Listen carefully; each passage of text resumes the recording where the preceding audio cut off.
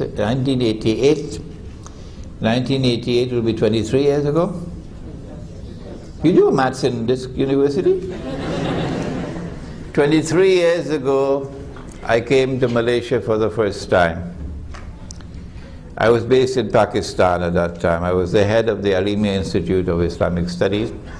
And then shortly after that, I moved my base to the United States. And I remained in the United States until 9/11.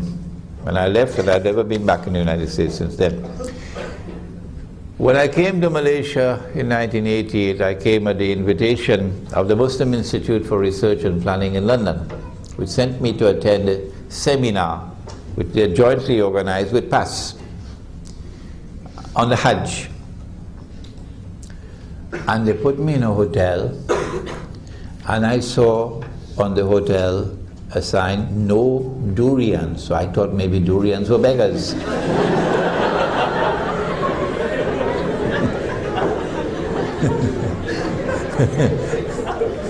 No durians.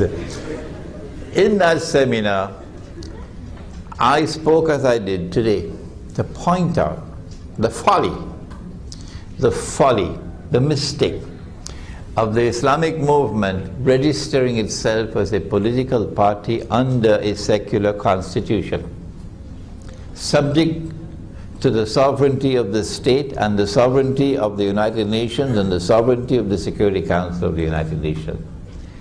I thought it was an exercise of total foolishness to register yourself as a political party and to fight elections in order to win power and to rule.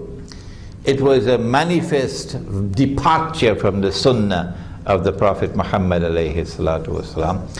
And PAS didn't like it at all. But the Malay are so polite. MashaAllah, they're such a polite people that after the conference was over, they sent me around the country. And there was a young man who was attached to me and to two other scholars, and they sent us to Malacca, and they sent us to Johor, and they sent us to Kota Baru, and they sent us to Kuala Terengganu. And I had the chance to meet Ustaz Nik Abdulaziz, and I was amazed. We went into a small wooden house, and we sat down on the floor, and we ate with our hands. And I said to myself, MashaAllah, what a wonderful place is Malaysia. And when he spoke in the masjid, there were about 10,000 people present. And if you dropped a pin, you could hear it. Such perfect silence. And then they took me to Kuala Terengganu, and there I had to speak before 20,000 people. And there was another scholar named Ustaz Abdul Hadi. But this one was so silent, so soft and gentle, but that one was thunderous like thunder.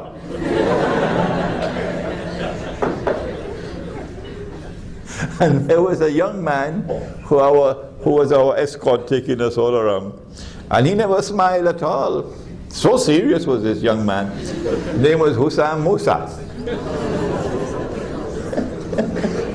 That was 22 years ago.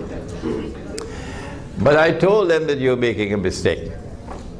The same thing with Jamaat Islami in Pakistan. The same thing with the parties in Egypt and Tunisia and some. But not because we differ on this issue. Does that mean we are enemies and there's any need for boxing gloves? No, we can differ and still be brothers in Islam. What should you do? The answer is, do not depart from the Sunnah. لَقَدْ كَانَ لَكُمْ فِي رَسُولِ اللَّهِ أُسْوَةٌ حَسَنَةٌ إِلَى آخِرِ الْآيَةِ. This is the best model, this is the best example. And he did not enter into the system of shirk, to operate within the system of shirk, to bring Islam. No, he rejected the system of shirk. He opposed it. And he said, even if you give me the sun in my right hand and the moon in my left, which means all the votes of KL, nope, I will not accept it. I am not going to participate in shirk. That was the way of the Prophet ﷺ. And he paid a terrible price for it. But in the end, Allah accepted his struggle, and Allah gave him success.